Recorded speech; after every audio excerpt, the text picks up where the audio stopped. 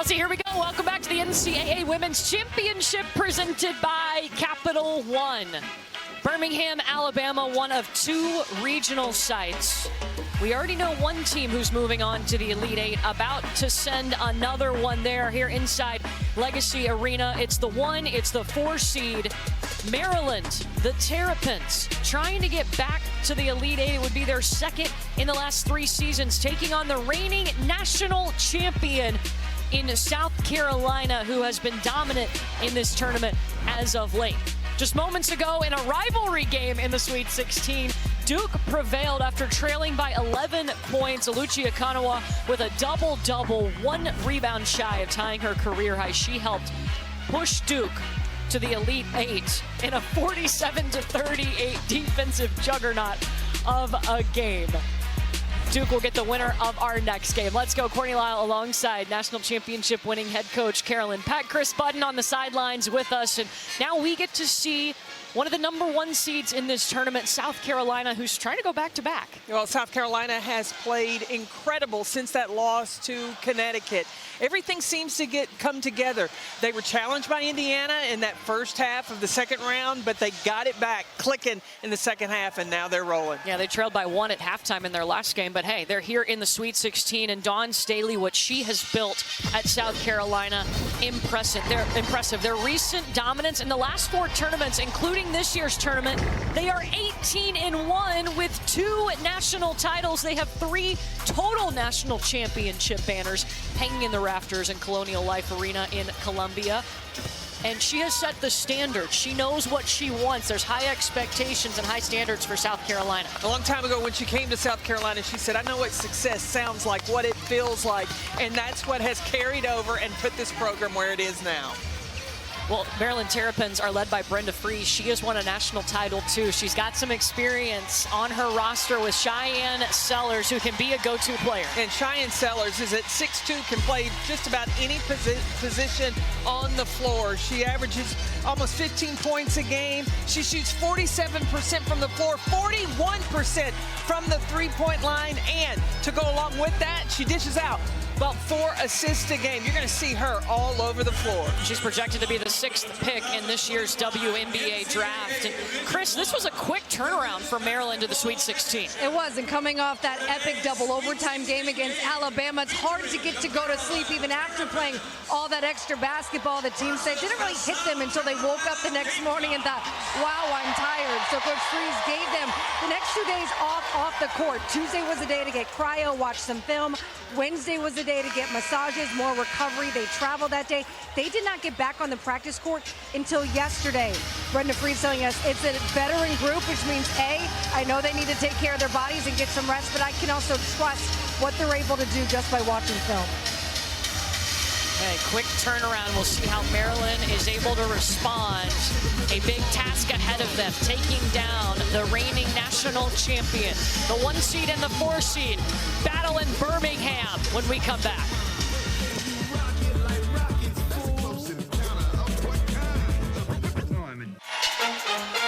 You're watching the Sweet 16 presented by Coke Zero Sugar. Birmingham, Alabama, 8 teams made their way here. We see 4 of them today. Let's take a look at the starting lineups. They're brought to you by Capital One. And for this Maryland team, Sarah Tibiasu was so important in their double overtime win against Alabama. She tied her season high with 26 points. And the leader of the South Carolina crew, that would be Tahina Paupau, the transfer from Oregon. Her voice has been so important to South Carolina's recent success. She's got the experience, and she also has a calm demeanor to get the attentions of the Gamecocks.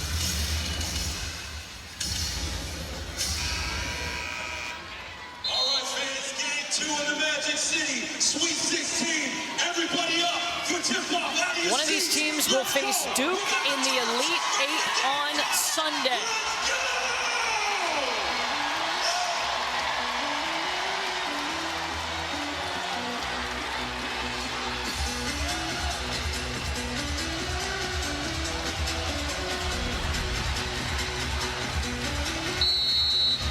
Chloe Kitts and Christina Dalsey to jump it off.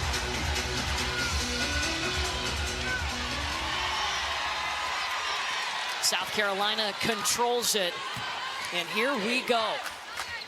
It'll be interesting to see how, with this man-to-man defense, how many different defenses that Maryland will play to try to keep the ball out of the paint from South Carolina. South Carolina is the best team in the nation when it comes to scoring paint points. They average 42.7 paint points a game. It would be the third straight year they've led the country in that category. Now, the strength of Maryland is scoring off the bounce, especially this one right here. Sarah DiBiase. Ellie Kubik went after the basketball. They call over and back, and a turnover puts the ball in the hands of South Carolina. This Gamecock crew, since their loss to UConn, total turnaround. Players have had accountability for themselves. They have won 9 straight games by an average of 25 points. Well, you had Te-Hina Paopao, you had Chloe Kitts and Sanaya Fagan stand up in front of the team, apologize for their performance, and vow to do better. And they have done better. South Carolina hasn't lost since. Kayleen Schmeichel, their leading scorer, that one rims out. The points were hard to come by in that first game that we had today. Looking for some more offense in this one. Chloe Kitts underneath. Yeah, in our first game here in Birmingham, Duke only scored 47 points, and Jeff Muir looked it up, our statistician. It is the first time in the tournament since the 2008 Final Four when Tennessee beat LSU that a team has scored 47 points and won. Defense will help you to win championships. If you can defend and rebound, because sometimes those shots just don't fall. Sarah Tibiasu.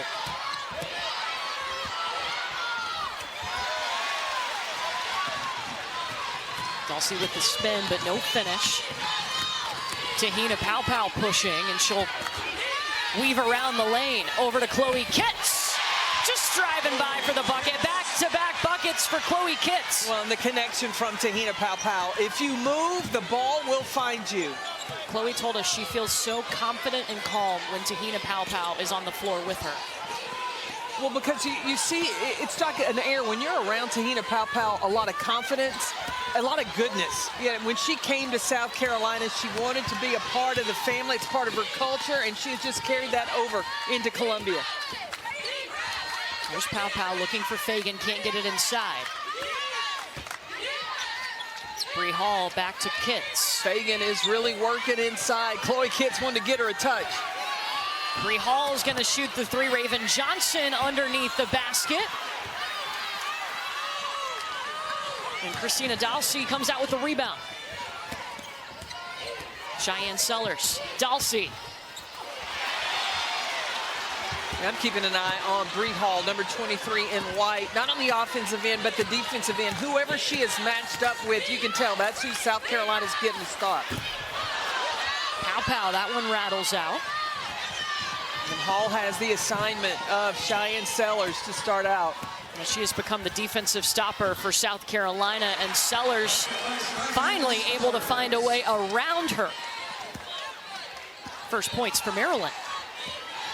Well, Cheyenne Sellers at 6'2" throughout her career at Maryland. She's played 1 through 4.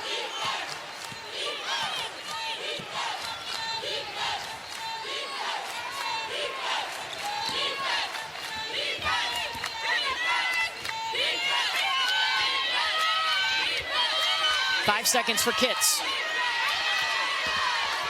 Paopao. Short. Kayleen Schmeichel bringing it down the floor for Maryland. And a three-point play opportunity.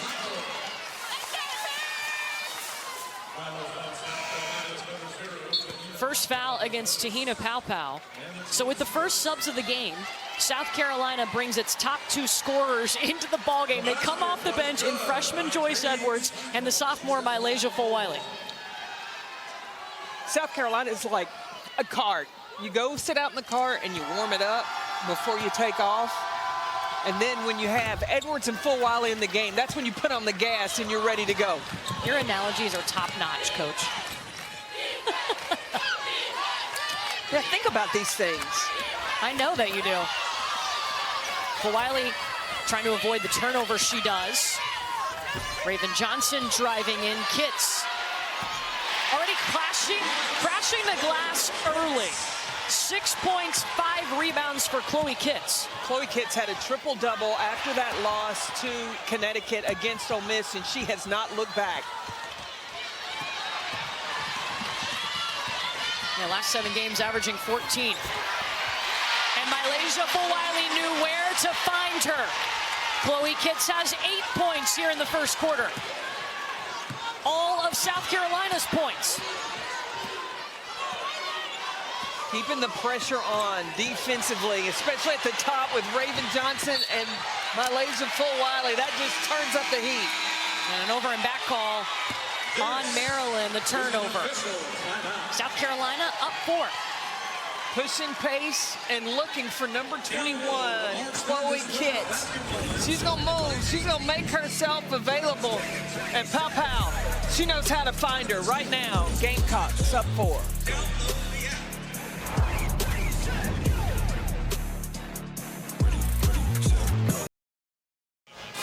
Welcome back to Birmingham. Chloe Kitts having an afternoon with 8 points, all 8 for the Gamecocks early. And there's a little love and basketball going on in Columbia, South Carolina, as Chloe is dating a star for the men's team, Colin Murray Boyle. She talks about the fact that they're there for each other in the workout room on bad days and also good days. That's the tote board on the left. You get a little mark every time you have a good game. Chloe said game over, though, since South Carolina men's team, the season's ended. Colin won. I don't know, ladies. Their season's still going. I think she should get one for today, maybe one for the last game. Yeah, it's not her fault the men are out. Why penalize, as you see her parents watching on, why penalize Chloe for her season going on? Well, I think you should continue the challenge. Well, she also said that Colin was the best player on his team, so he was racking up the tallies. The tallies were adding up real quick for him. She's playing with a whole lot of talent, especially when you look at the floor today. She's trying to feed Joyce Edwards there, and Joyce has her shot touched by this Maryland defense. But Chloe Kitts, her change this year, getting in the weight room, the strength and conditioning, nutrition, that has made a big difference in her game as Allie Kubik hits for Maryland. Well, and Allie Kubik she plays her best basketball when it gets to March in tournament time. Averaging 17.5 points per game in the NCAA tournament. Shooting 59% in the NCAA tournament. Chloe Kitts is like, I got this, guys. 10 points. All of South Carolina's points have come from Kitts, and she's got 5 rebounds also.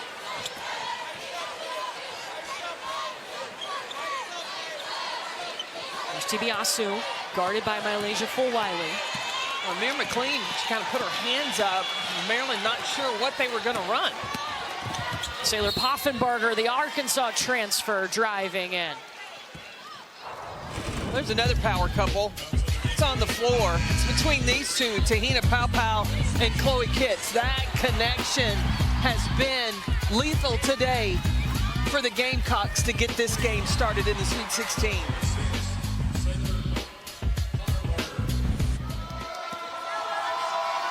Sailor Poffenbarger is at the free throw line. She was fouled by Bree Hall. Poffenbarger starting her career at UConn, then Arkansas, and now back in her home state playing for Maryland. She grew up a Terrapins fan. And reconnected with Mir McLean, who also was at UConn at the same time. They're best friends. They live together. And they're on the floor together right now, number 10 and number 6 in black for Maryland.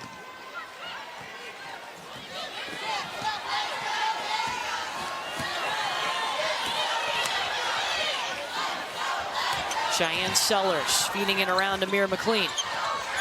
And what Maryland's going to try to do is spread the floor and take South Carolina off the bounce. Mylasia Fulwiley with the block. I mean, that's how you've got to score against a tough defensive team, is try to get them in over-rotation. Sellers guarded by Raven Johnson. Fulwiley comes out with it.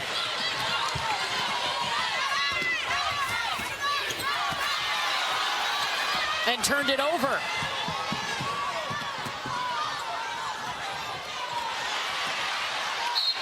This will be South Carolina basketball, last touch by Poffenbarger. We talk about Mylasia Fulwiley and Joyce Edwards on the floor, but also Tessa Johnson. When the three of them are on the floor together, then they're outscoring opponents. This is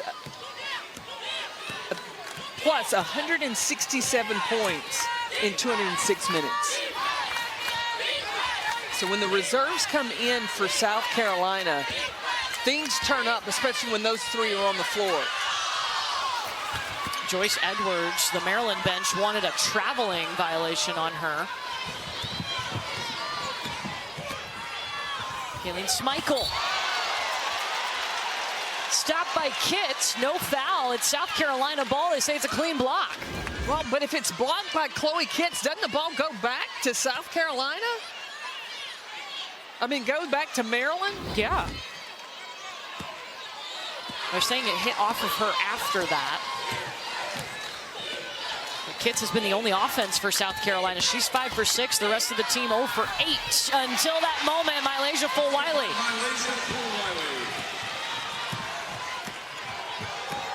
When you're looking out on the floor right now, the length at every position, though, I think is to the advantage of South Carolina.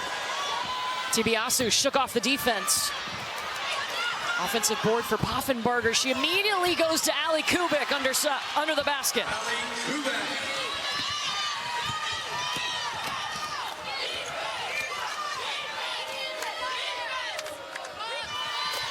Fulwiley for three. It took Fulwiley a little bit to get settled in that Indiana game. Offense is coming together for her today, but to be on the floor for South Carolina, you got to defend. And she only played 10 minutes in that Indiana game. Mira McLean with the bucket for the Terps.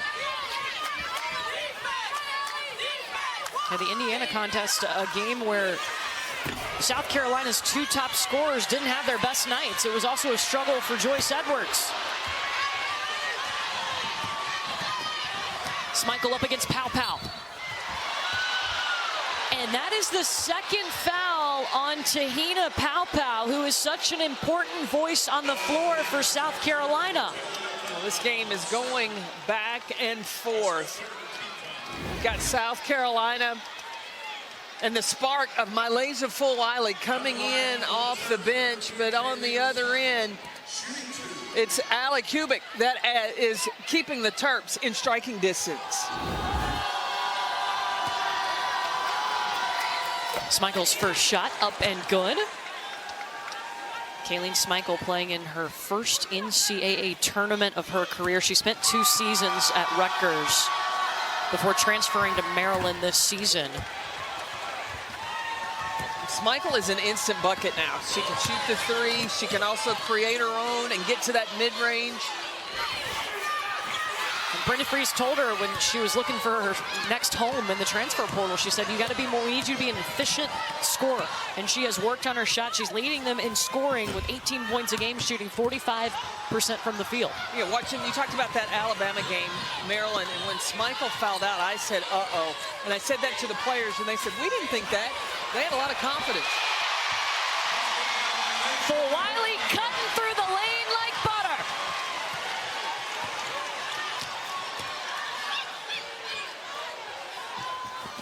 Schmeichel with the triple.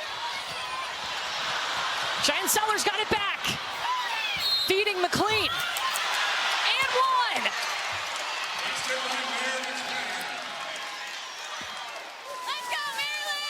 She can tie it at the free throw line. Cannot be lackadaisical with the basketball. Maryland will make you pay. They play like this. This is an opportunity for Maryland to tie it up.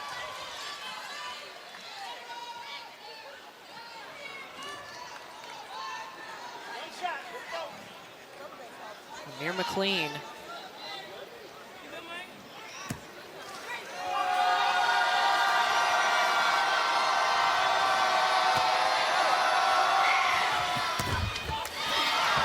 Can't tie it. Mylasia Fulwiley has the basketball. She's got South Carolina's last 7 points. She said she likes the ball in her hands when the clock's cutting down to the end of the quarter. I think Dawn Staley likes it too. Step back, in and out. But after 10 minutes, a 1-point ball game. Chris, we'll talk to Maryland head coach Brenda Fries when we come back. 10 minutes into our Sweet 16 game here in Birmingham, and Mylesia Full-Wiley has scored the last 7 points for the Gamecocks. They're up by 1.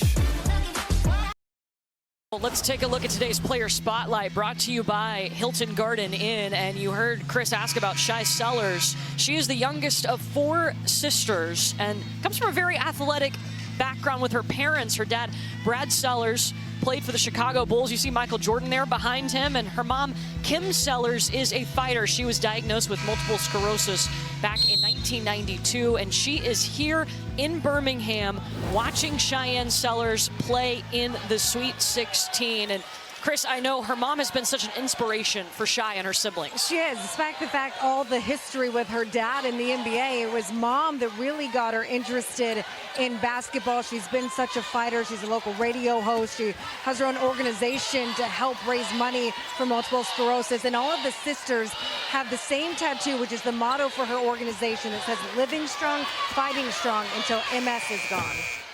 Sellers just gets the shot off in time, but it will not fall. And Cheyenne Sellers has been such an important piece of the puzzle for Maryland on the floor. And she said her mom's her biggest critic after ball games. She tells her what she did well or what she needs to do better. She really listens to her. And she said that she's my biggest supporter and #1 hater. That's what she told us yesterday, direct quote.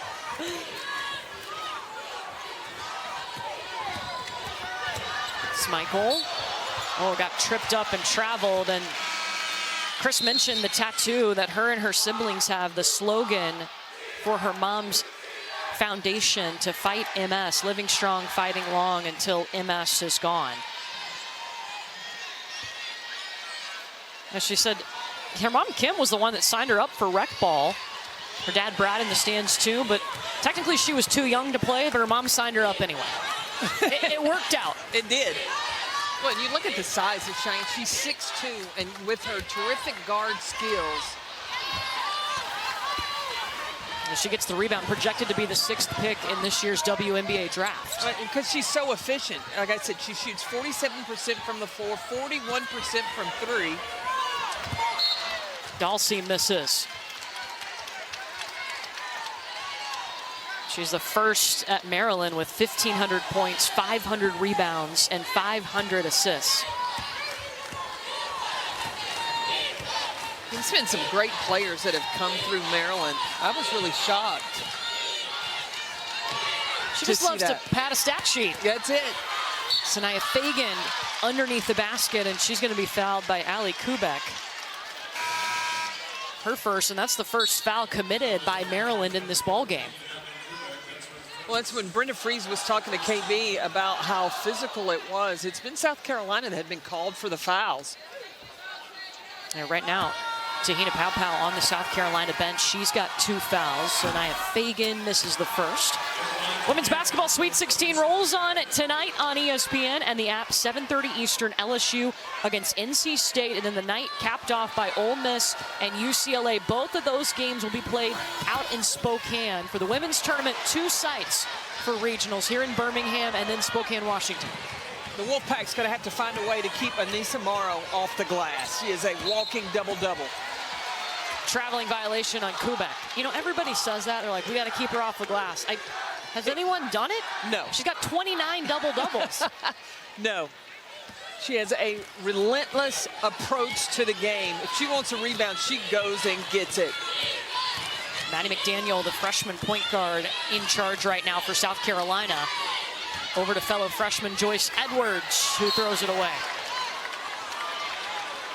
Yeah, Cheyenne Sellers is hesitating. Any player that clears out for South Carolina, their player stays in the paint, causing a lot of congestion inside.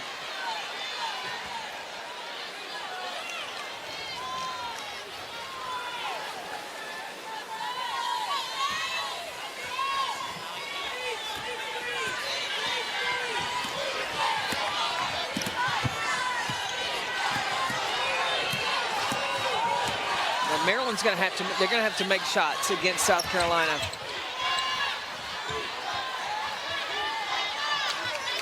Tibiasu, Saylor Poffenbarger.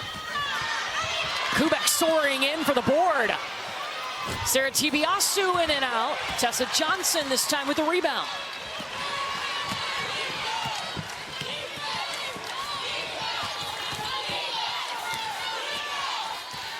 Bree Hall can't get around Sellers.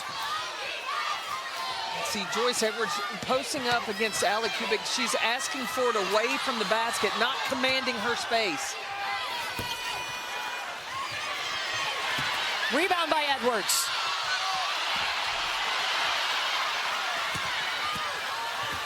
Tried to split the double team, but couldn't finish the bucket.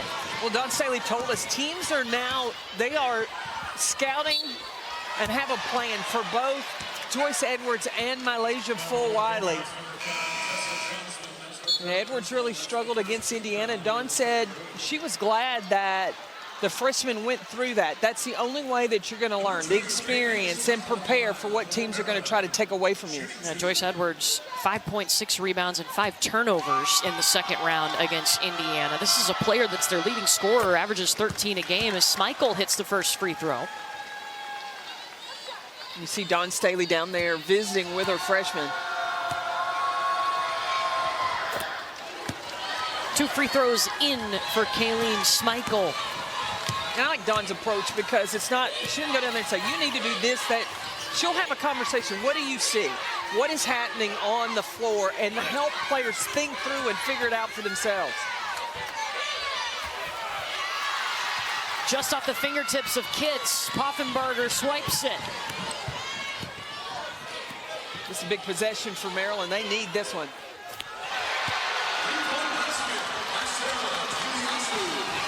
Tibiasu gives them what they need. She hit 5 threes against Alabama on Monday. And nothing seemed to be going right for South Carolina. And when they're missing shots, that'll allow Maryland to get out in transition. Oh, gas, no breaks for Kayleen Schmeichel. Sarah Tibiasu, she can shoot it 45% from the three-point line. You can't give her that much space. And a big moment for Sarah Tibiasu this season was when Cheyenne Sellers went down with a knee sprain. She missed a couple of games, and Brenda Fries told us that's when Sarah really had to step up. Last time before that, she was trying to find her way on this team. She had spent 4 seasons at VCU, was trying to find her role, and it clicked when she had to do more because they didn't have Cheyenne Sellers. When you're coming new to a team, you don't want to, you're used to scoring, you don't want to come in and give the appearance of ball hog or, you know, a shot seeker. But when you can shoot it like Sarah can, she found her spot, her rhythm, and she's been a big contributor for the Terps. She was the player of the year in the conference in 2024 at VCU. This is her second NCAA tournament. She went in 2021 as a freshman with VCU. So it feels a little bit different now that she's experienced. Well, in the Big Ten, to be able to step in and contribute, look, that conference is no joke. Remember, you've got UCLA, USC that have joined the party. And they had a record 12 teams make the tournament. 6-0 run for Maryland right now.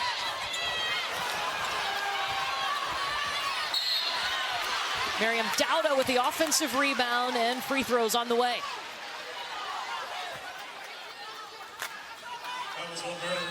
You know, when you get to the Sweet 16, talk about the intensity picking up, the pressure picks up as well. I think that affected, especially that first game, the field goal percentage. You got to just settle in. You got to remind yourself, this is like the same games that you played to get here. Now, if you're just tuning in, today we've already had one Sweet 16 game in the books. Duke beat North Carolina 47-38. That was not the halftime score. That is the score for the game. Well, you had 2 defensive-minded teams in a rivalry game. We knew that was probably going to be a low-scoring contest. So winner of this game will face Duke on Sunday on ABC.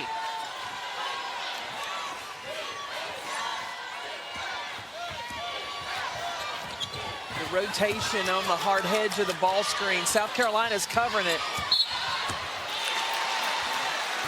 offensive foul against Amari DeBerry, who had just picked up her first foul on the other end, so that's 2. And DeBerry's on the floor to balance out or counteract some of the height, the length that South Carolina has. But you got to defend without fouling. Gamecocks with some foul trouble. Pow Pow's on the bench with 2. They haven't had a field goal since the 9-16 mark. Oh, that was a good quick move by Dowda. She has improved so much from how we saw Dowda earlier in the season. She's now learned the system and developed confidence to attack the basket and not just rely on that three-point shot. Chloe Kitts, 10 points in the first quarter, hasn't scored here, and that's an offensive foul against Miriam Dowda. Knotted at 22. South Carolina hasn't had a field goal in almost 4.5 minutes. The NCAA Women's Championship is presented by Capital One. It's brought to you by Symetra Life Insurance Company, your teammate for retirement, employee benefits, and life insurance.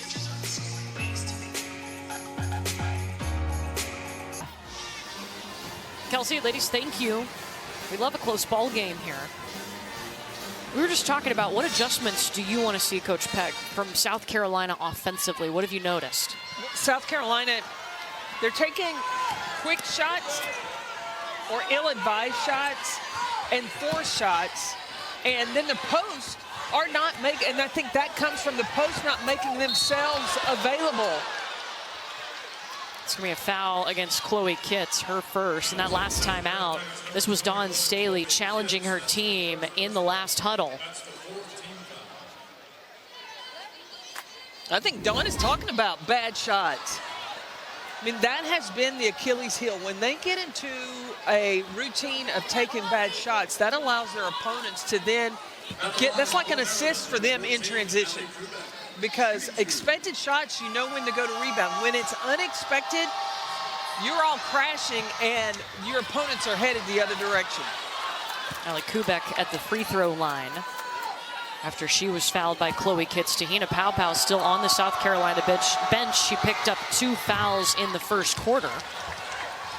We talked about Tahina Paupow's voice. Well, she can only say so much from the bench. On the floor now, it's got to be Raven Johnson that's got to take over and run this team. It's 25 in white for South Carolina. And Fulwiley, I think, was trying to get it to Kitts. It'll stay with the Gamecocks. See, there's a little indecision there with Fulwiley because she's forced a few. Now it's, when I go in there, do I keep it myself or do I give it up? The best way to cure that, you just got to slow down.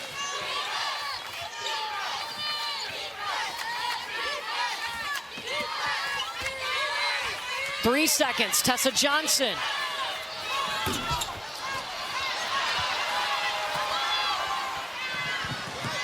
Schmeichel up ahead for Maryland, pulls up at the elbow.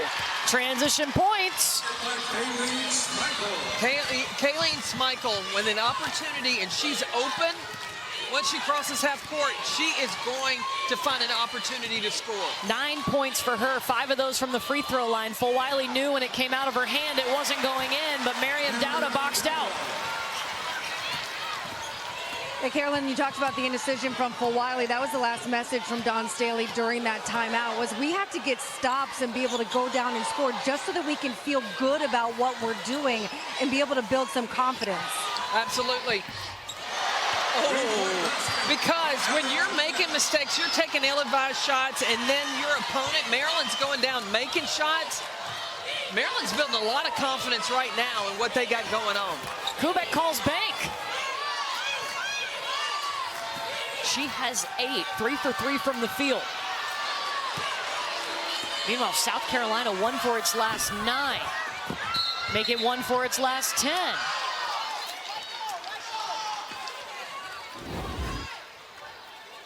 Allie Kubek, she gets the 3.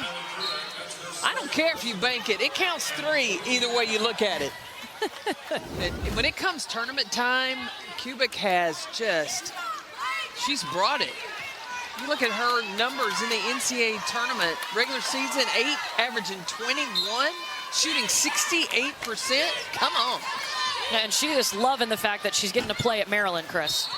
Yeah, as someone who spent the first 2 years at Towson, she said, I never thought that I'd be able to play in an NCAA tournament game, so why not give it my all when I'm here? She grew up a huge fan of the Terps, would go to their games, did not get recruited by them, but after 2 years, she was in the transfer portal.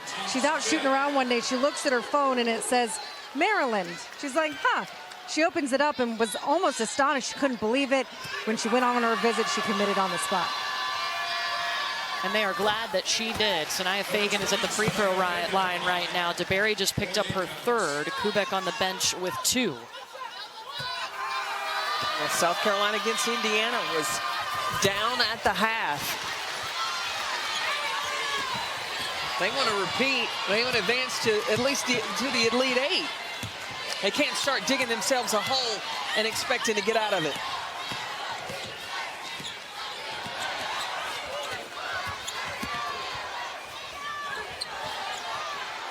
Tibiasu over to Cheyenne Sellers, who only has 1 made field goal today.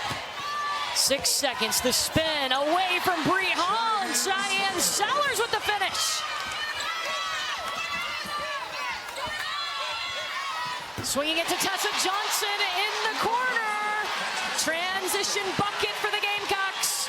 But that's an expected shot.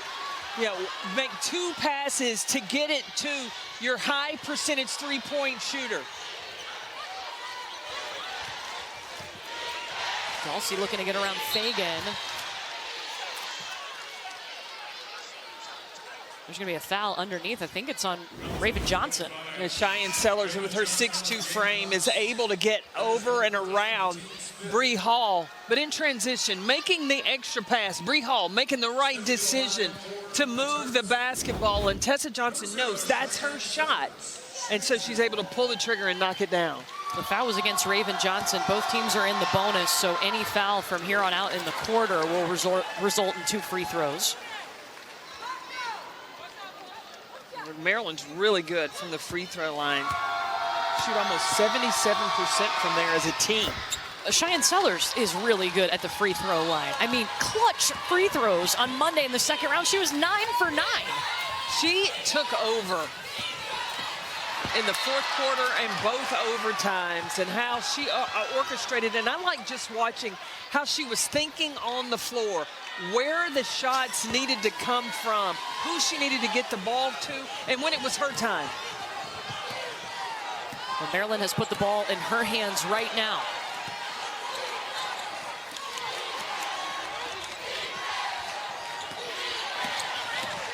Tibiasu floater.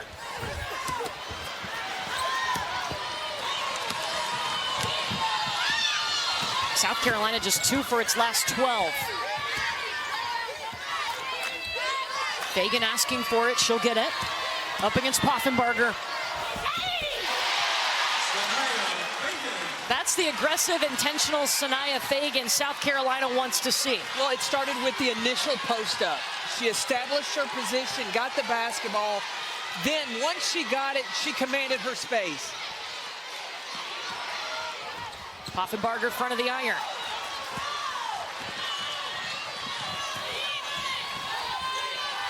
See, now you got Chloe Kitts looking to post up. More of a presence inside from the post game. Kitts scored the first 10 points for South Carolina, but hasn't scored in the second quarter. Ooh, Cheyenne Sellers may have gotten away with a carry. South Carolina ball, 39.5 seconds left in the half.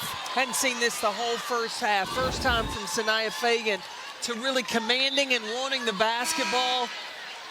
And then the crab dribble down to get inside, and then the reverse pivot. Reading the defense and going back to the outside. South Carolina needs more of that from number 20 in white. Dawn Staley has brought in Tahina Paopao. She's been out most of this first half with foul trouble, but they want her to set up this offense. And an offensive foul against Tessa Johnson.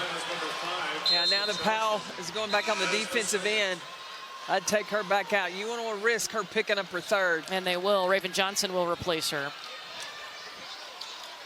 It was the second foul whistled against Tessa Johnson of South Carolina.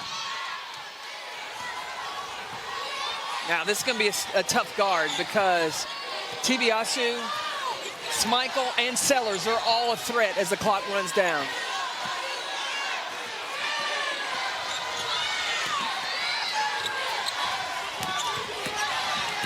Schmeichel. I think Chloe Kitts got a piece of that. Was it Kitts or Fagan? Or was it?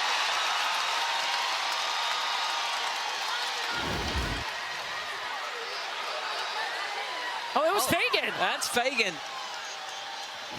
That may be the play that gets her going.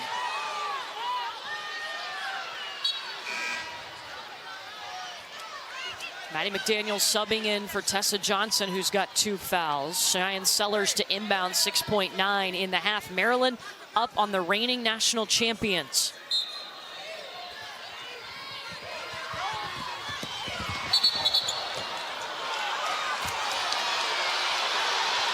That's on Fagan. Her second.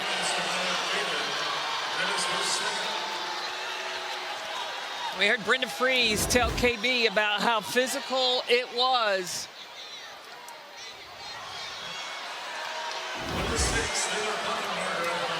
Did they call that on? They called it on Sanaya Fagan. It looked more like it was on Chloe Kitts.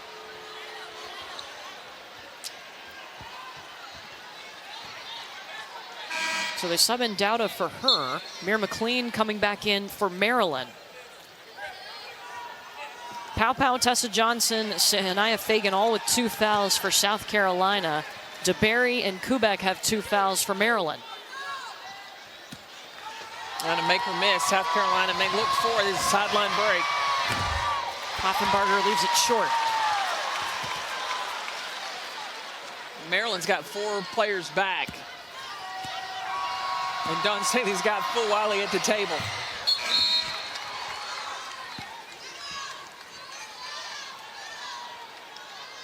Two-point lead for the Terps. South Carolina with 6.9 until the half.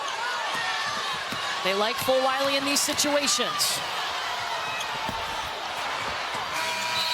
Dowda tried to tip it back in, but for the second game in a row, South Carolina trailing at the half. The last tournament with multiple halftime deficits was in 2017.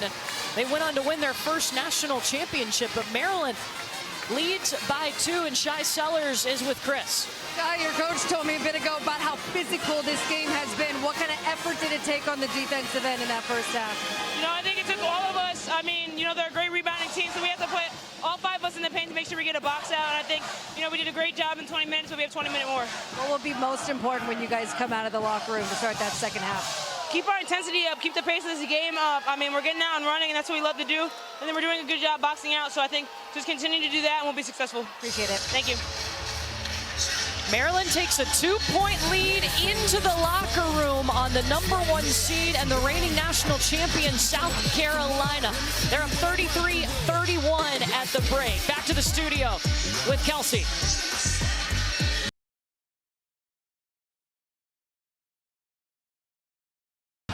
Halftime here in Birmingham. One of these teams moving on to the Elite Eight, and Maryland is up on the reigning national champion, the South Carolina Gamecocks. We are on the right side of the bracket here in Birmingham, Alabama. Duke, they already beat their rival North Carolina. They are into the Elite Eight and will play on Sunday, trying to figure out who they will face. Will it be South Carolina? Chloe Kitts scored their first 10 points in the first quarter. Or Maryland? Cheyenne Sellers filling up a stat sheet, 6 points, 5 rebounds, and a couple of assists. And the Terrapins lead at the half. Welcome back to Birmingham. Courtney Lau alongside Carolyn Peck. Takeaways from an interesting first 20 minutes. What do you think? I think that South Carolina did not do a good job with shot selection. Only shot 25% in the second quarter, and Maryland was opportunistic. Anytime South Carolina took a bad shot, they were off to the races. Let's take a look at today's game track. It's brought to you by Invesco QQQ. South Carolina, #1 in the nation in paint points. They averaged almost 43 a game, just 14 today. Allie Kubik has been great for Maryland. She has been perfect from the floor. Yes, she banked in a 3, but listen, when it becomes tournament time, Allie Kubik, she really steps her game up. Kaylee Schmeichel almost had a steal. Let's check in with Chris. Dawn Staley told me coming out of halftime, she just wants better flow from her team on both ends. Says we're out of sync, we're fouling a lot, which is out of character for us. You mentioned the lack of pain points. She said, if I got a big inside, I don't need them passing it off. Take it to the rim. We just need to simplify some things. That's when South Carolina is at their best, when they attack the paint.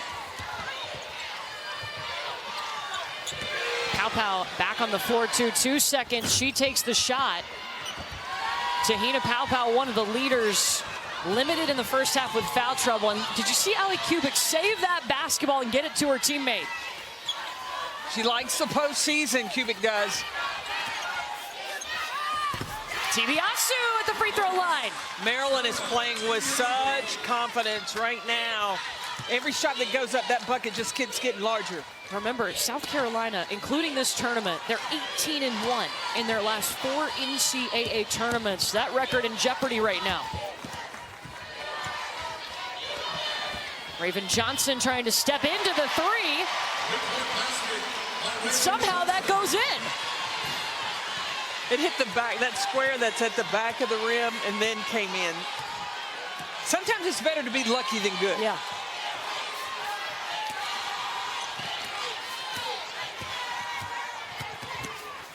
Schmeichel shaking off Pau. See, Maryland's doing a good job of creating their own shot. South Carolina doesn't need to fall in love with that. Their money is in the paint. They go inside to Chloe Kitts, and Dalsey creates a jump ball. Possession arrow is pointing to the Terrapins. Christina Dalsey transferred to Maryland from Villanova, and coming and adjusting to playing in the Big Ten, and now in the NCAA tournament, bringing her defensive presence. Her personality has been such a welcomed addition. Had to go take the ball out, though. I got to spend time with Dalsey at the 3x3 tryout. Talk about a player that's got tremendous energy. That's why she's a great 3x3 player, because of the energy. You have to have great stamina. Well, you saw her energy and her personality before the season even started at Big Ten Media Days. She was singing, I think it was Whitney Houston, into the microphone while she was up at the podium. Come on. Got a round of applause. Just being herself. I just remember the Ohio State game when Sarah Tibiasu hit the jumper and Dalsey was on the bench. She ran out on the court, but there was still 1 second on the clock. She had to hurry and sprint back to the sideline. But she's just so enthusiastic about the game. You gotta love that. Largest lead for Maryland as Cheyenne Sellers gets both free throws. She's 4 for 4. Remember, she was 9 for 9 from the free throw line in the second round.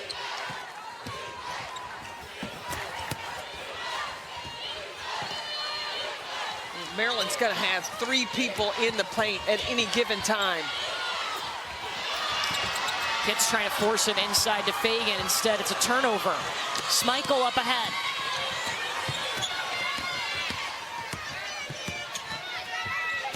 Dalsey. High up off the window for Christina Dalsey. Maryland's just getting anything they want, and it's been a struggle offensively for South Carolina. Bree Hall drops in a 3. That ends a 6-0 run by Maryland.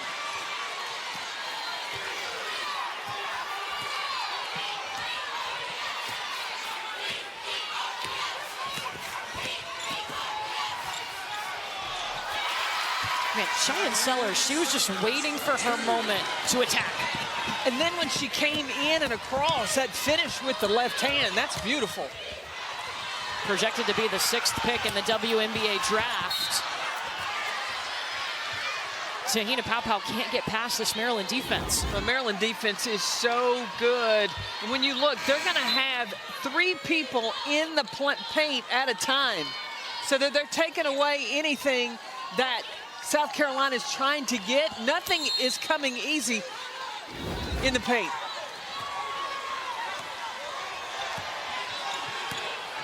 Solid defense for Maryland, and then offensively, they're 4 for 4 in the third quarter. The adjustment of the scouting report, it gives Alabama, yes, they gave up 60 points in the paint, but what they want to do, run Alabama off the three-point line. Well, against South Carolina, the scouting report changed. You cannot allow the ball to come inside. Michael, 4 seconds. Sellers. Still got a pretty solid shot off, even with Bree Hall in her face. Ball poked away as Raven Johnson pushed. It'll stay with South Carolina. Joyce Edwards checking back in for the Gamecocks. You know, watching South Carolina, you just wait for that moment for the momentum to shift. Somebody hits a bucket or get a steal, and then they're off in the races. Maryland has stayed very composed and not allowed those moments to happen for South Carolina. A lot of talk for this Maryland team has been being the best version of ourselves. That has been the message from Brenda Fries all season, and she felt like that was holding true right now in the tournament. They're playing as the best versions of themselves, and a traveling violation on Chloe Kitts. 11 turnovers for the Gamecocks, and Maryland has scored 11 points off of those turnovers. Maryland has been the team up until this point that has played the most disciplined. They have not tried to do too much. They have played to their strengths. They have followed the scouting report. Right now, it looks to me like South Carolina is still trying to find that rhythm.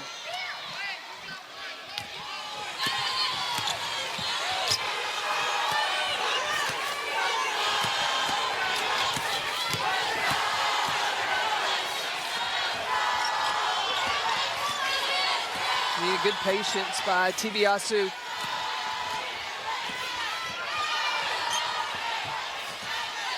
Now a mismatch. McLean slid the pivot foot. It's a travel. Now that was discipline from South Carolina, not to panic when they got a mismatch, not trying to get out of whack, stayed locked in defensively. Now can that focus transfer over to the offensive side? They'll be looking for their first points off of turnovers today.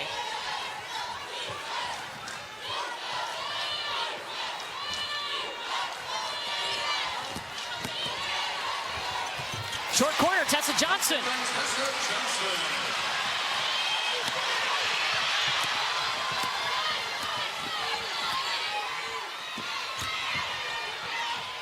Tibiasu by herself, top of the key.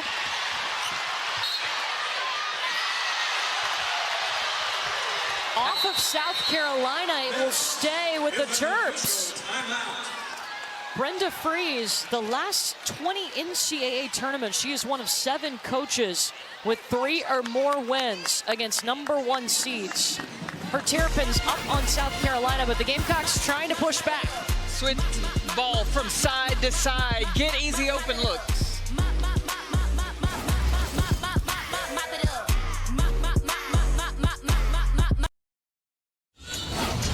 Now for today's Need to Know, brought to you by Intuit QuickBooks. Chloe Kitts scored the first 10 points for South Carolina, but she hasn't scored since.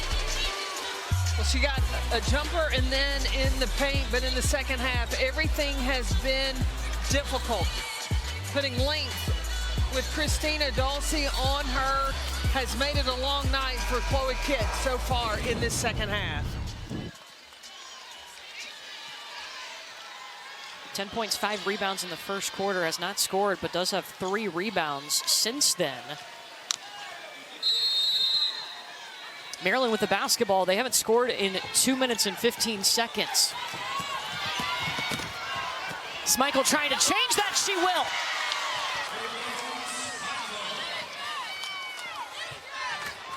"13 points for Kayleen Smeichel. She averages 18 a game.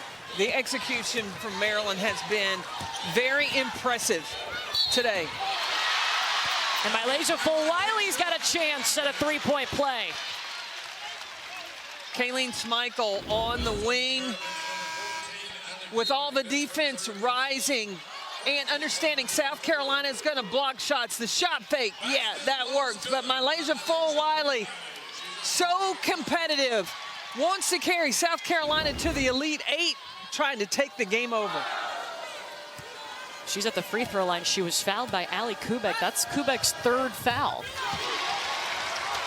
Three-point play complete. And I think that's why Brenda Fries has Poffenbarger at the scores table.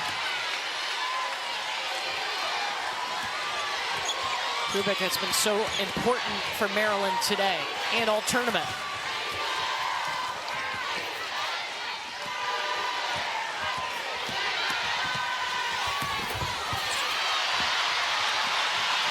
Chloe Kitts.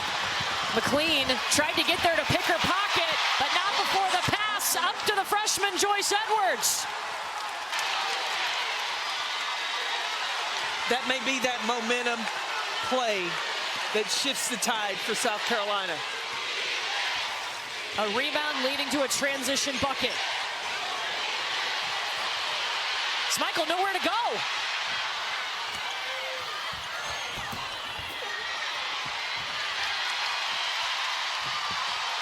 Joyce Edwards saved it, falling down full Wiley. To Pow-Pow. Gamecocks running.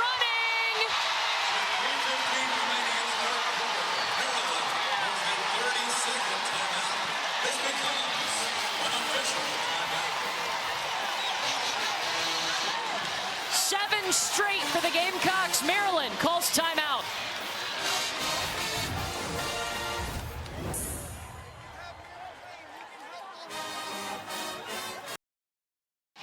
South Carolina has finally taken the lead in the third quarter, and it's because of the pressure of the defense. They are covering for each other and finishing the defense with a rebound. What does that lead to for South Carolina? But out and running in transition. And then full Wiley dropping the dime to Pow-Pow. That's the South Carolina basketball that you have watched this season. 7-0 run over the last minute for the Gamecocks. They've hit their last 4 shots. Wiley and Kitts in double figures. Brenda Fries calls the timeout to try to slow down. How do you adjust if you're Maryland? Well, with Maryland, you know that you have Sarah Tibiasu, who can get a bucket anytime, get the defense shifted like they did in the first half, get South Carolina over-rotated or drive to the basket and get to the free throw line. Schmeichel cutting the basket. Just patience to take her time through the double team of South Carolina. Schmeichel is so solid on her feet. Good body control. She has 15 points, 3 rebounds. Tibiasu. Uh-oh. Sidestep and 3.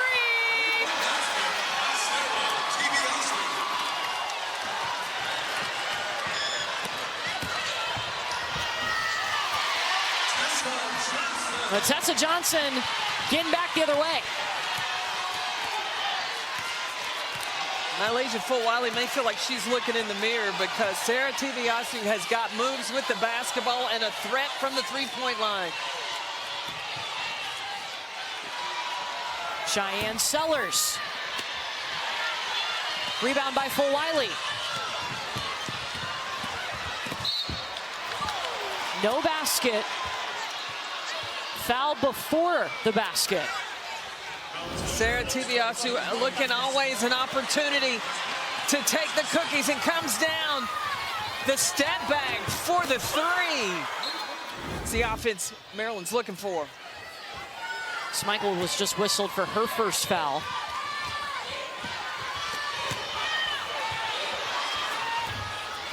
Kitts off to the right.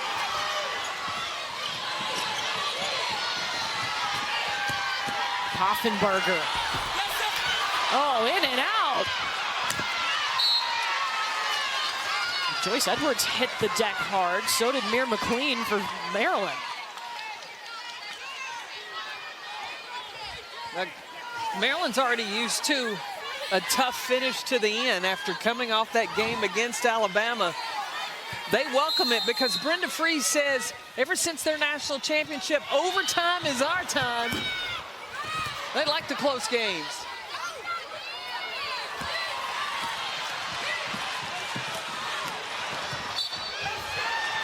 No bucket Foul happened before that, and it's against Cheyenne Sellers, her first.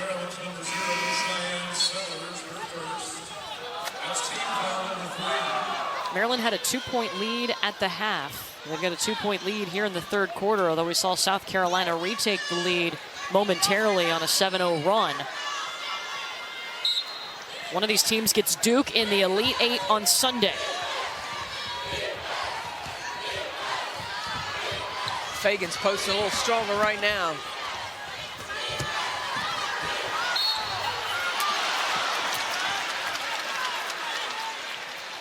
Back-to-back on Cheyenne Sellers, that's 2.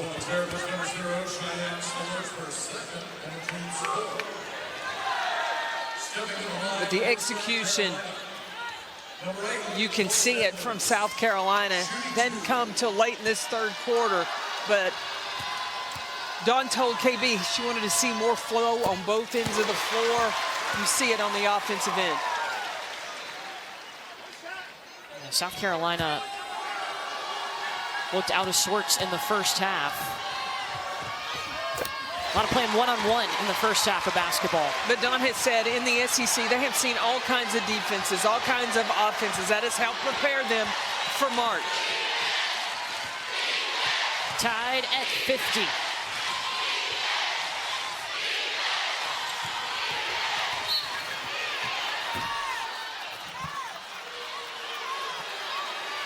Foul before the basket. The third on Tessa Johnson.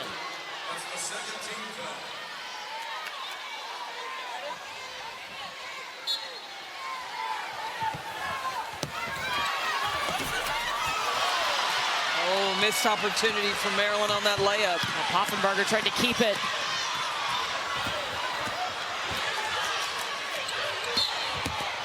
And the travel on Tessa Johnson.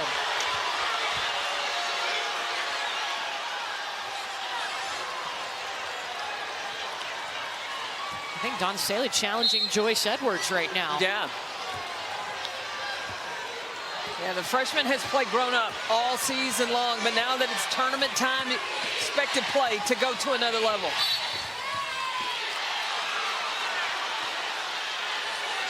That's 4 on Tessa Johnson. Fouls by the Gamecocks, number 5, Tessa Johnson. That's her 4th personal. That's the 3rd team foul on the Gamecocks. Yeah, the whistles have been frequent in this second half.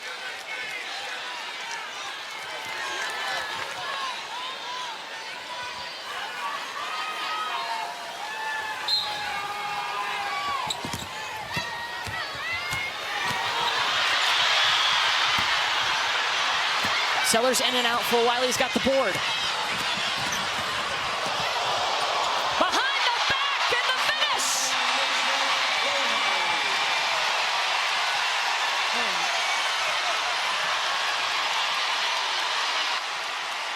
Last shot of the quarter for Maryland. Tibiasu.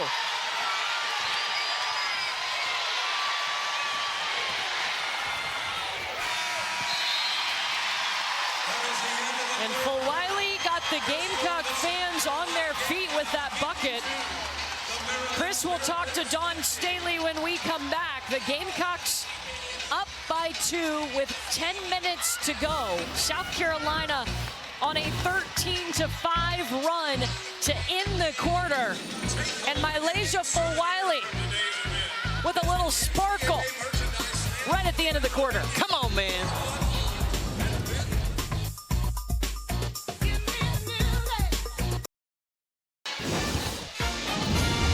The NCAA Women's Championship is presented by Capital One. What's in your wallet? Moments ago, Dawn Staley spoke with Chris. Today's coach interview brought to you by Symetra. South Carolina has come back. They are up by just 2 points. Maryland had a 2-point lead at the half, and now 10 minutes to decide it. Well, it's about halfway through the third quarter. South Carolina turned up their defense. The biggest thing I noticed was defending ball screens. Pau came in, she set the example getting over. Then Malaysia Fulwiley, she buckled down defensively. That allowed South Carolina to get out and running. Yeah, it's fueled their offense. South Carolina has hit 8 of its last 10 shots. Meanwhile, Maryland 0 for its last 6. Winner gets Duke in the Elite 8 on Sunday. Free throws for Fulwiley. That's against Kayleen Smeichel, her second. You see Duke scouting. They got a win over their rival North Carolina earlier today, 47-38.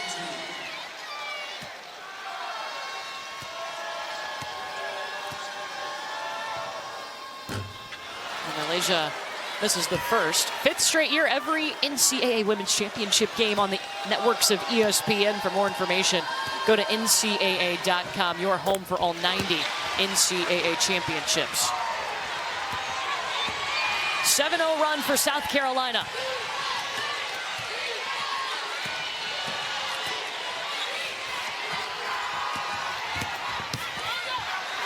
Ooh, how was that not an offensive foul? Kubik just ran over Joyce Edwards right there. He did not call it. She's got 10 points, 4 for 4 from the field.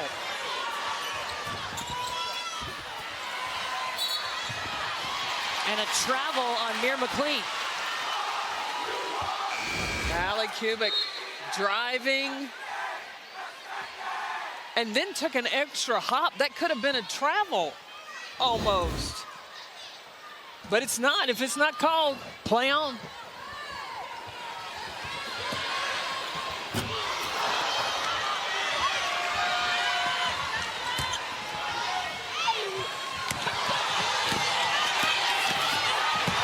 Cheyenne Sellers.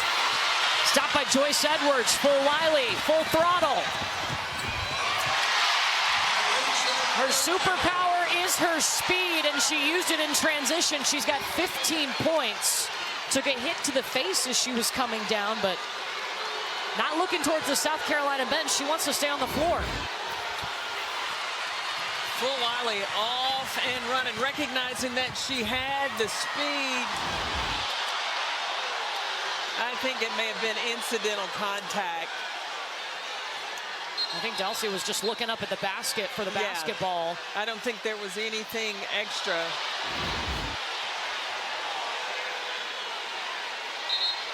Yeah, that incidental contact.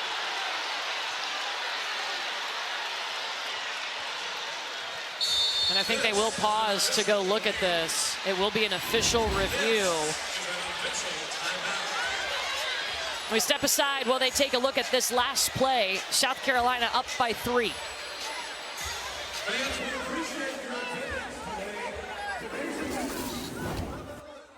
Ball on the end line after the made basket by South Carolina. So they just reviewed that last play, deemed it incidental contact, nothing to upgrade there. And Lisa Mattingly is our rules analyst. Lisa, what did you see? I totally agree with the outcome of that review. It's just a basketball thing. She's just standing there, nothing unnecessary. Yeah, so Christina Delsey just looking up at the basket. They do take a look at it. Nothing to change. So just under 9 minutes to go in this game. It'll be Maryland basketball. Terps have led by as many as 7. South Carolina has led by as many as 5. One team goes to the Elite 8 to face Duke. And Maryland has done a nice job out of timeout of clearing out and go to Alec Kubik. And she's 5 for 5. Give her the basketball. Kubik has had herself a day. She's got 12 points. South Carolina's offense has been much better in the second half, shooting 64% compared to just 32% in the first half. Joyce Edwards relocates, but too much on it. And that's the shot Maryland wanted South Carolina to have to take. A contested jump shot. Kubik saved it from going out of bounds. Back to Tibiasu. They got a mismatch here. Smeichel, tough shot around Fulwiley. And Fulwiley stripped to the basketball. Allie Kubik is using her size and her strength and commanding her space in a terrific Cheyenne Sellers placement of the basketball leading to the score. And Cheyenne Sellers, quick hands on the defensive side. I mean, you know what Brenda Fries called her yesterday in our meeting. Automatic alley. Well, and she has been. When it comes NCAA tournament time, she is a bucket. Well, Wiley shot that over about 3 defenders. She has 17. Scored their last 7. Schmeichel with the response. Back to a 1-point game. This game's going to go back and forth.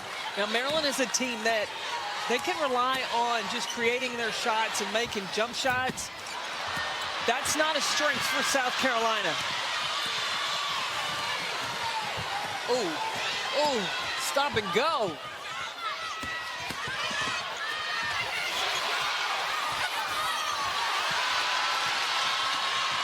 Raven Johnson out with the basketball.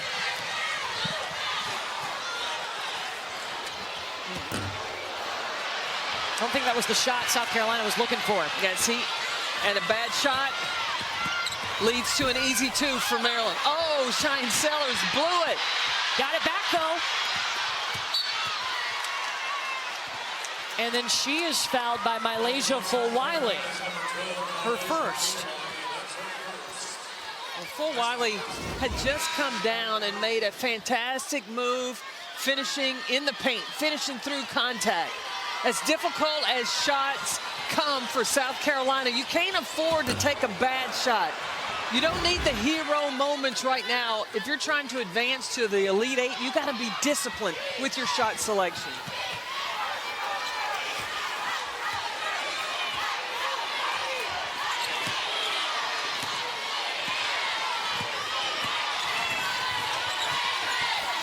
Kubik and Kitts battling right now. 4 seconds. Dalsey. South Carolina gets the stop.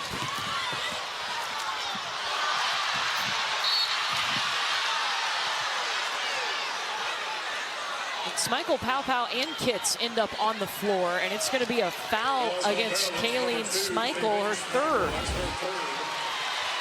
Team foul number 2. Listen. And Kitts a little lackadaisical with the basketball. When you come across half court, let your point guard come to you. Don't leave it out there for the defense to touch it. Detail is so important when you make it this deep in the tournament. Tessa Johnson, catch and shoot, no. Foul on the floor. I think they called it on Kubik. They did, that's her 4th.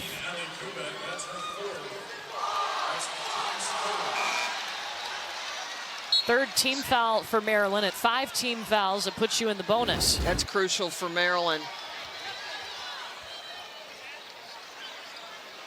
I think Kubik is called for displacing Sanaya Fagan, pushing her under the basket. She locked her elbow around her. 2-on-1.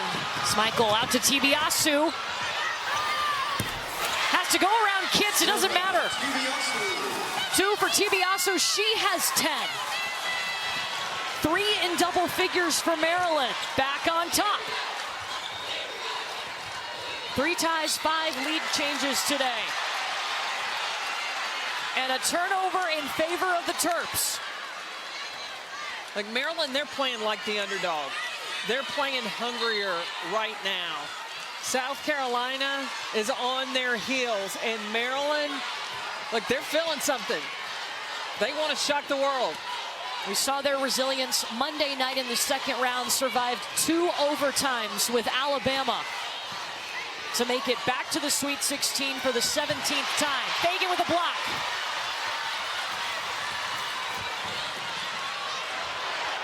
Pow snuck to the corner.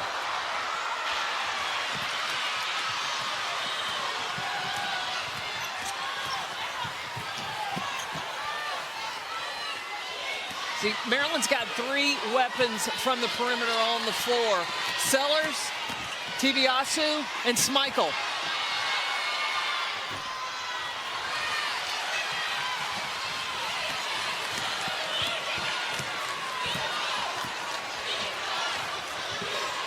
South Carolina hasn't scored in 3 minutes. Sailor Poffenbarger did a nice job of boxing out Chloe Kitts. Well, and Tessa Johnson takes that shot with a question mark. You can't shoot with a question mark. It's a 1-point game. You got to be for sure, and there was plenty of time on the shot clock. Maryland will take a timeout. They will have 2 remaining. Maryland came out, they looked like the more comfortable team. They led by 2 at the half, and we saw that run from South Carolina. It was really their defense that got them back into the game, fueling their offense. Well, how has South Carolina been able to score in running in transition, where Maryland, on the other hand, they got players that can create their own shots, and they've been able to do that at will. You've had Sellers be able to do it, Schmeichel and Tibiasu in breaking you down. And Maryland's going to be very patient in trying to get the mismatches they want. Now, they don't have Kubik on the game. Poffenbarger and Dulce have to hold it down inside, but they're really going to put the pressure on South Carolina's defense. Well, it's time for Get More, brought to you by Geico. So much at stake in this game. With a win today, Maryland will be their 3rd NCAA tournament win against the defending champion. For South Carolina, they would improve to 19-1 in the last 4 tournaments if they get a win today.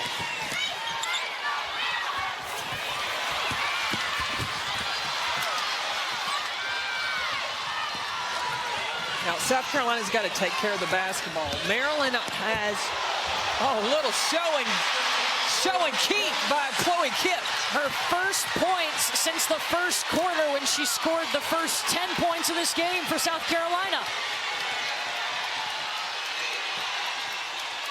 She's got her 11th double-double of the season.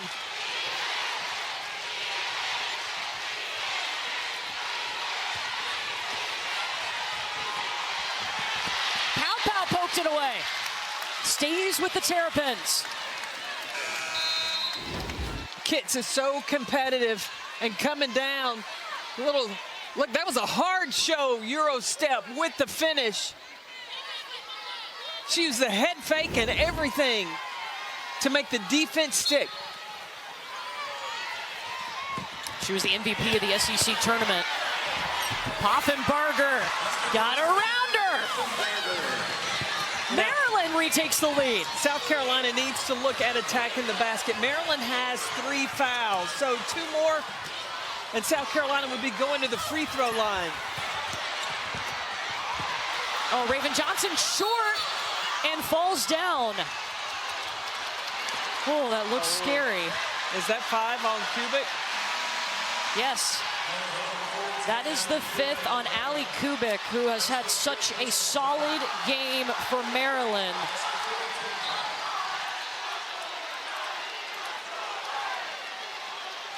"12 points, 5 rebounds. She was 5 for 5 from the field, but she has fouled out of this game. How does that change things? Well, it's going to put a lot of pressure on Poffenbarger and Dulce inside. She was the main offensive production in the paint for Maryland. Raven Johnson off the mark.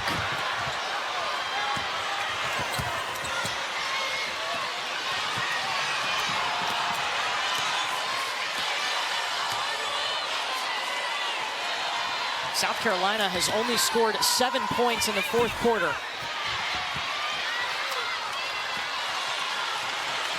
They're 1 for their last 9.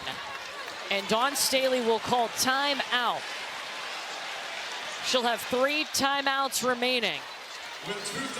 A 1-point ball game with 2:31 to go here in the Sweet 16. Tonight we're going to get to see Flajay Johnson and Isaiah James, LSU, going against NC State.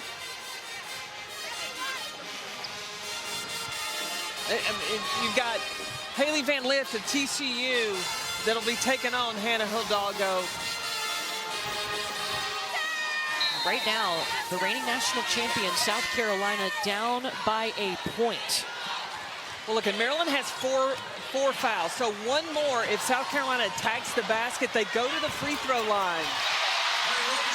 They attack, no foul call, no problem. Malaysia Fulwiley gets the bucket. She has 19.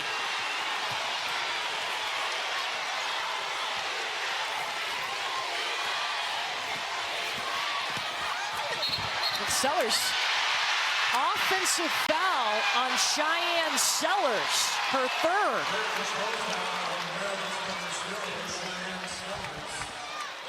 It's a big defensive play by Bree Hall. I think that inside arm, that push off there is what the officials saw to call the offensive foul.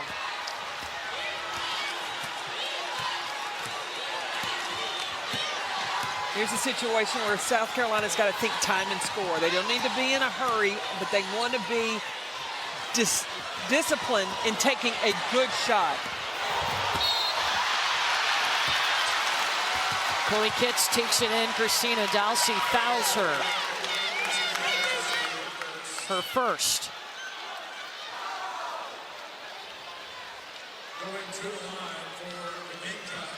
And Chloe Kitts will get her first free throws today. Kitts leading the Gamecocks, shooting 82% from the free throw line.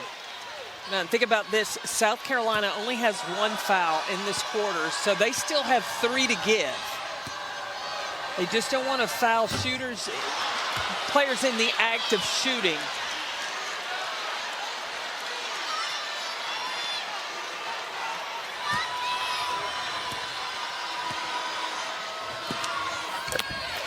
One of 2 for Kitts, and it's a 2-point lead for South Carolina. Kitts has 13 and 11.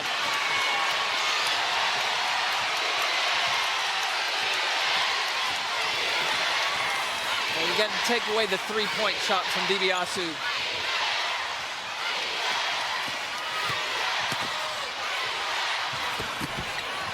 Poffenbarger off. South Carolina doesn't have to be in a hurry. And we got an open lane to the basket. Fulwiley's going to take it, though. 4-point lead. She has 11 of the last 14 for South Carolina. Just the 4th time this season she's hit the 20-point mark. The thing that Dawn Staley has said of Malaysia Fulwiley, make your layups. That'll add about 6 more to your total. When she sees a lane, it is impressive how she can split the defense and get to the finish. Bree Hall was just whistled for her 3rd foul. 1 minute to go. Traveling violation on Poffenbarger.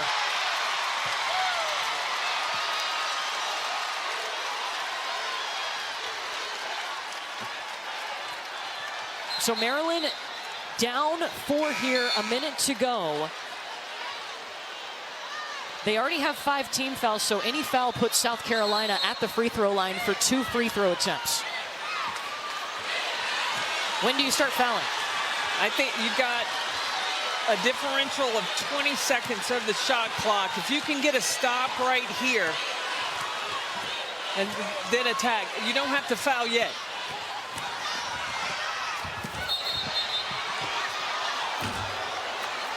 Offensive foul against Tahina Paopao.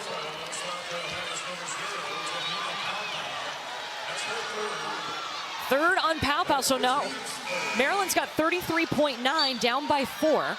Raven Johnson back in the game for the Gamecocks. And I believe Brenda Freeze want to call a timeout and advance the basketball.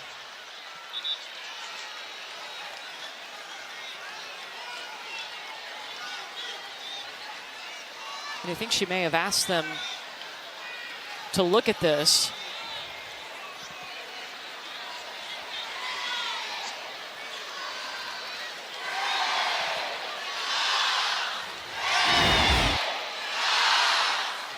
This is an official review.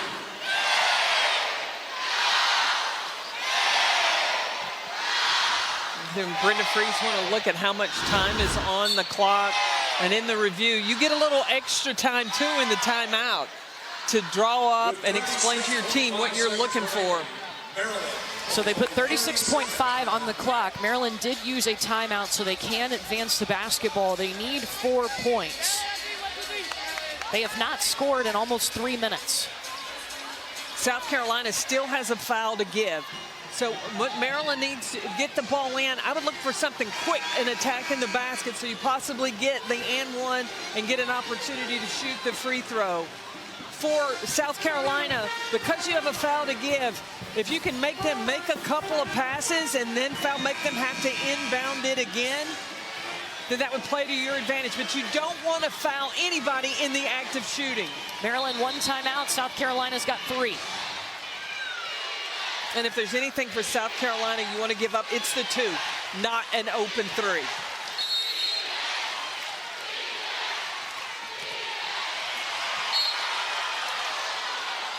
Oh, Raven Johnson tipped that ball. They rule it Maryland ball. They can go look at this to confirm possession, and they will.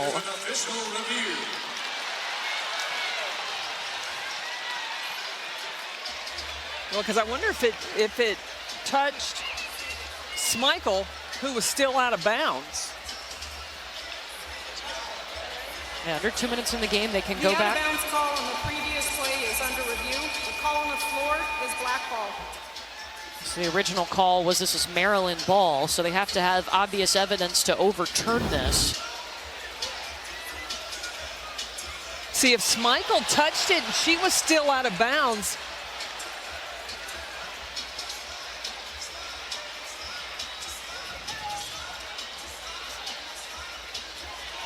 it touched Schmeichel while she was standing out of bounds. That would be South Carolina ball.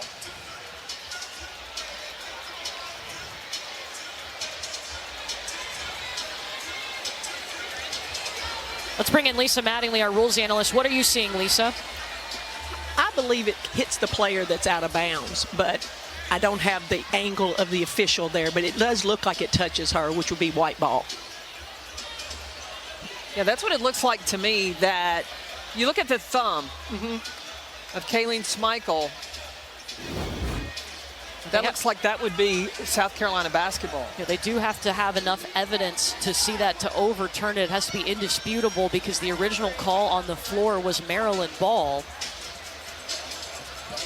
If it is South Carolina's ball, then I would assume that Dawn Staley would call a timeout and advance the basketball, get it as far away from Maryland's basketball, as far away from Maryland's basket as possible. I think you can see right there. Yeah, it touched her. Oh, man. Right there. Yeah. I think it touched it.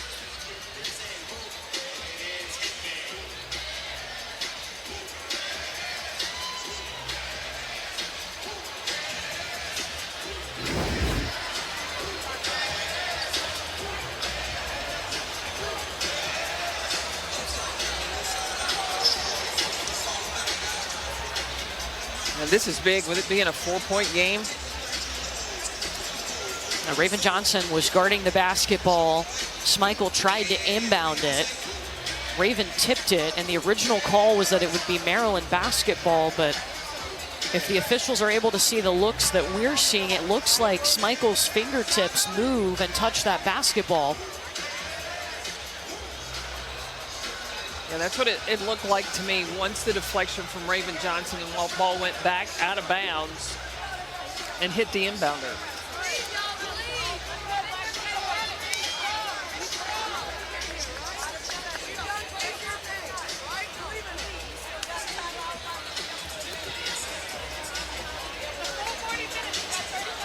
And our officiating team making sure that they see every possible angle so they get this call right. So important with 35.3 on the clock.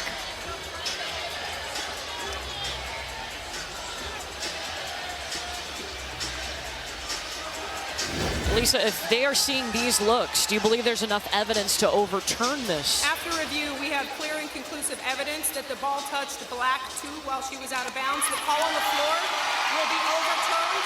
White ball. So they were able to see it. I agree with that decision, and also they would be looking to correct the time if any time ran off the clock, which it should have, because it was touched legally inbounds. Okay, so 35 seconds is now showing on the clock. Lisa, they did just make that adjustment. Thank you so much. South Carolina calls timeout. They can advance the basketball. 35 seconds on the clock. If you're Maryland, how are you playing this? Down 4. Well, now you're going to try to get a 5-second call to start with. Go for the steal. There have been times today that South Carolina has struggled to inbound the ball against Maryland. If that's the case, if Maryland is able to get it, you want to get it and you want to go straight to the basket, get a quick 2. If you're not able to get it and South Carolina is able to get the ball in bounds, then you want to look to foul. Now, when you're looking at free throw percentages, you would look at possibly fouling Raven Johnson. She shoots 65%. Ashlyn Watkins, oh, I'm sorry, I'm going down my sheet.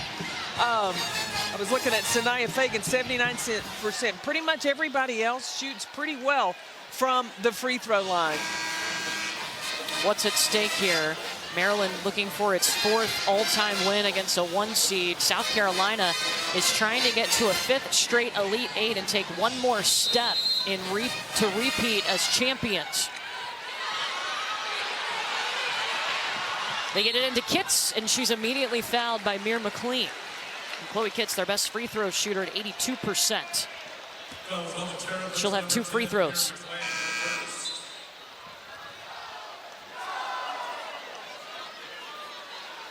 Now, Chloe Kitts is 1 for 2. She were to miss the second one for Maryland, rebound it and go quick. Use your quickness and go all the way to the basket because you only have 1 timeout left. Chloe Kitts' dad cheering her on.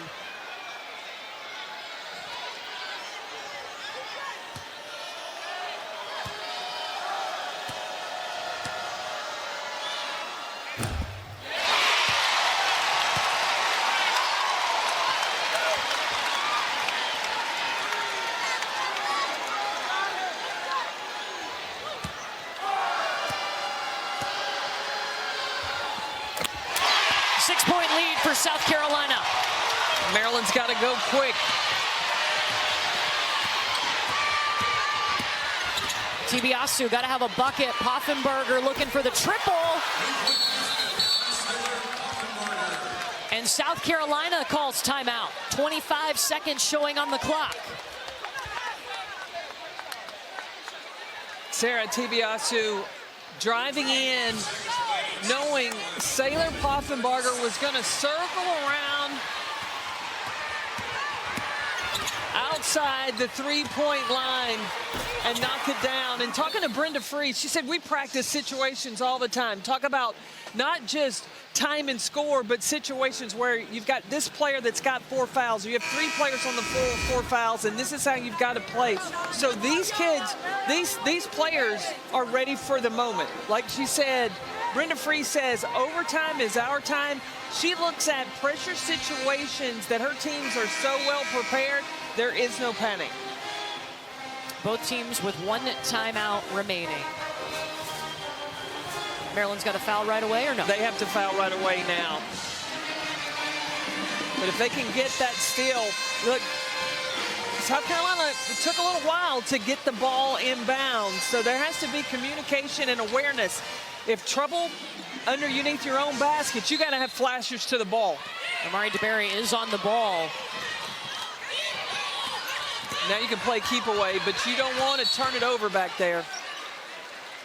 Michael fouls Bree Hall, who's a 68% free throw shooter. And that's the 4th against Kayleen Smichael. Again, Maryland substituting offense, defense for offense. Poffenbarger just hit a 3. Sarah Tibiasu is a 3-point shooter, and Brenda Freese did signal.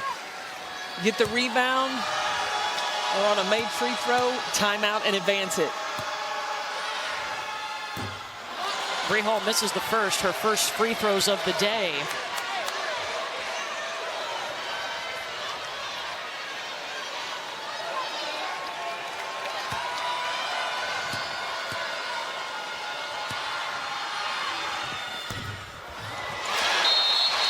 bounced it in. 4-point game with 21.6. Maryland uses its final timeout to advance the ball. So it's a 2-possession ball game.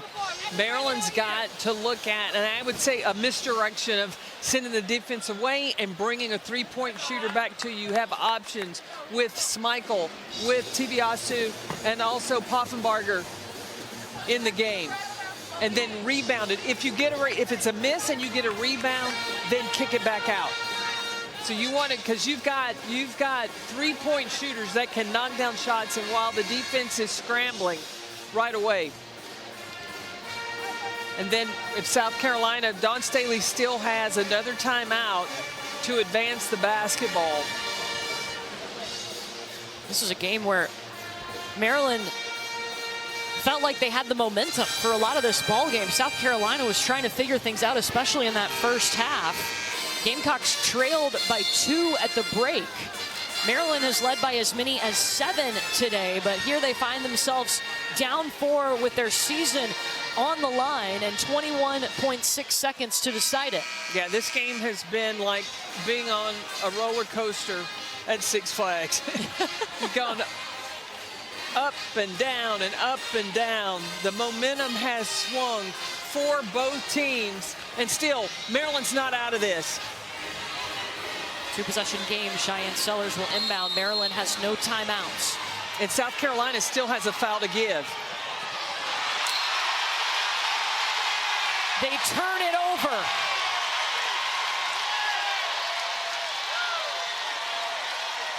Poffenbarger goes right over to pick up Cheyenne Sellers. Not allow her to drop her head.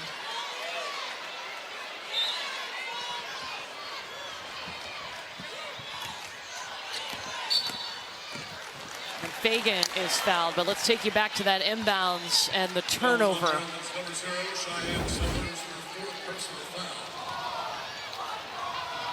Just a miscommunication between Tibiasi and Sellers. It's the details when you get to this point in the tournament. 5 turnovers for Maryland in the last 2 minutes. Fagan drops in the first one.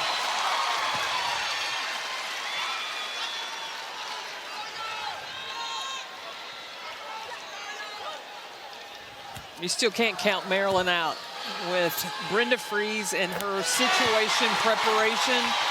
What I watched in that Alabama game, this ain't over till it's over. They got to go fast, though. They don't have any timeouts. Taking a lot of time. 2 more points from Tibiasu. 11.5 showing on the clock. Back to a 4-point game.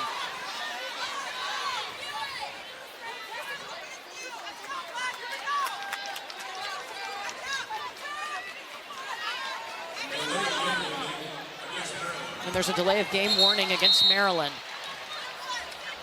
Dawn Staley's going to go ahead and use that final timeout. Advances the ball with 11.5 on the clock and a 4-point lead. I think it's a good idea to get the ball from under Maryland's basket and at least advance it to half court.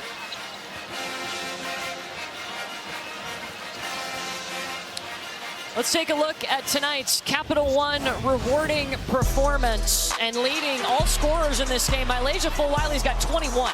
And she just really turned it up in this second half, finding a way and a path to the lane to get finished. And when the game got tight and pressure was on, it was Fulwiley that had made, she came to eat for the Gamecocks in the Sweet 16. 14 of her 21 points coming in the second half, 6 of 8 from the field. She was a big reason South Carolina was able to retake the lead, and here they are up 4, trying to push towards Tampa. South Carolina is trying to be the first team to win back-to-back national titles since UConn won 4 in a row back in 2016. The luxury that Dawn Staley has is she's got such depth, so many different weapons on her team, so she can try this player, and if that's not working, she can try this player. But eventually it seems like as this season has gone, and it's been somebody at the right time to step up, and today has been Mylasia Fulwiley. A player who only played 10 minutes in the second round against Indiana. She has come in and righted the ship here today for South Carolina, and you would anticipate that Maryland would foul right away, down by 4. They have to. Yeah, they've got to foul.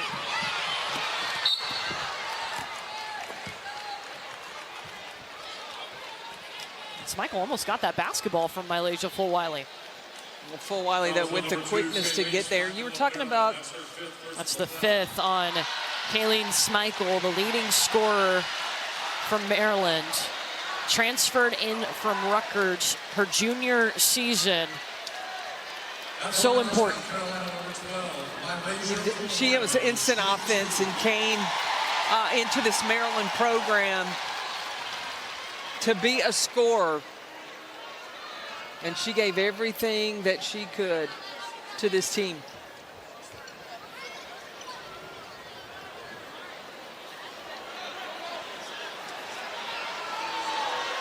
Allie Kubek fouled out earlier in this ball game, was perfect from the field today, 5 for 5.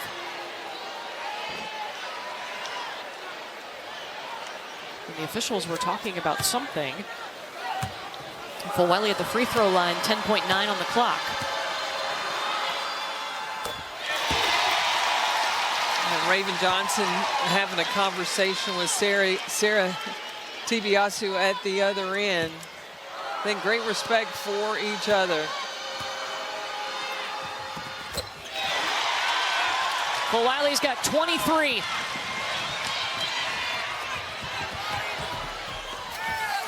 DeBerry with the bucket. Now South Carolina doesn't have any more timeouts. Oh, there's a foul before.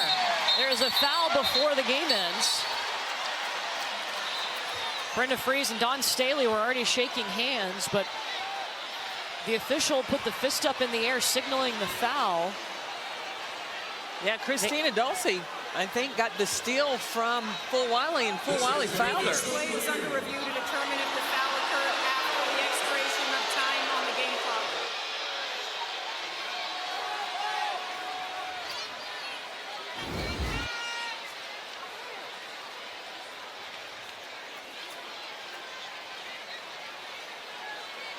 There's still time on the clock.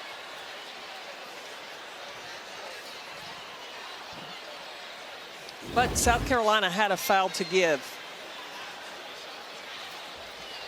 So it won't mean free throws.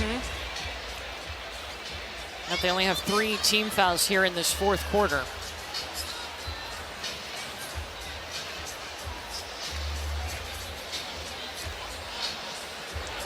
The foul on white 12 occurred with 0.5 on the game clock. The game clock will be adjusted to 0.5 and the ball awarded to black underneath the end line. So with 0.5, you can catch and shoot, but it's a 4-point game right now.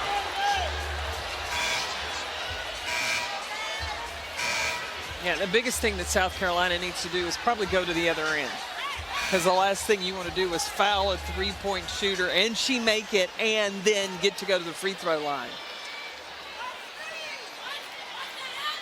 South Carolina foul number 12 by Mylasia Fulwiley. That's her second and the team score.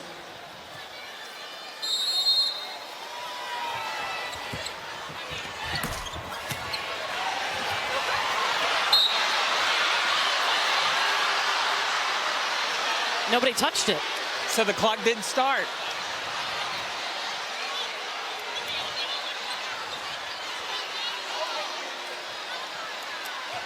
Someone has to touch the ball in order for the time to tick off the clock.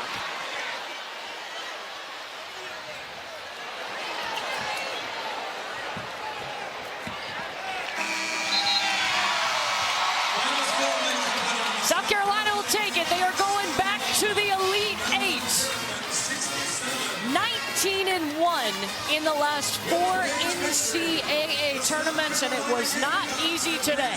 Well, it was Chloe Kitts that got off to a good start, but it was Mylasia Fulwiley that helped to seal the deal to get the victory. Now, South Carolina goes on to face Duke, who they've met earlier this year. That was an 11-point game. This Duke team is a very different team, and South Carolina has been challenged now twice on their road to the Elite Eight. For this Maryland team, Cheyenne Sellers, Sarah Tibiasu, Christina Dalsey. Such outstanding careers. They come to an end here in the Sweet 16. Gave it everything they had to try to take down the reigning champs. But South Carolina prevails behind 23 points from Mylasia Fuliley, and she is with Chris. I'm not quite sure if she can hear me. Congratulations. Hey, in a game with all these fouls, hard to find any sort of rhythm. How were you guys able to pull it out? I think we just told each other that we just got to play together. We got to find our flow within our offense, and I think in the second quarter we kind of did that. We had great defense the whole game, but I think we just kind of had to match our offense with our defensive intensity. You found that offense when it mattered down the stretch. So many of your points there. How were you able to find the openings to be able to give your team a lift? You know, my teammates, they make sure I'm confident in knowing that I can go to the basket on anyone who's guarding me. So, you know, I just see one thing, and that's the basket. And it was working for me today, so I'm kind of proud of myself. How has the adversity that you guys have gone through this season helped you in the NCAA tournament in moments like this? You know, I'm just proud of us for sticking together. It isn't easy. We played in a hard conference, SEC, so, you know, we built for this. We're ready for this. We practice a lot. We practice hard, and we practice for these moments. You know, we cherish the moments, and we have to meet the moment. And I think we met the moment today. You get a rematch against Duke, who you saw earlier this season. Any early thoughts on who you will see on Sunday for a chance to go to the Final Four? Yeah, man. Duke, they're a really great team. We have a great team as well, so we just got to come out there and ready to play. Don't start the game how we started this game. We got to start better, and we'll be good, I feel like. We'll see you then. Congratulations. Thank you. Mylasia Fuliley, 23 points, one away from tying her career high in this ball game. 9 of 17 from the field. She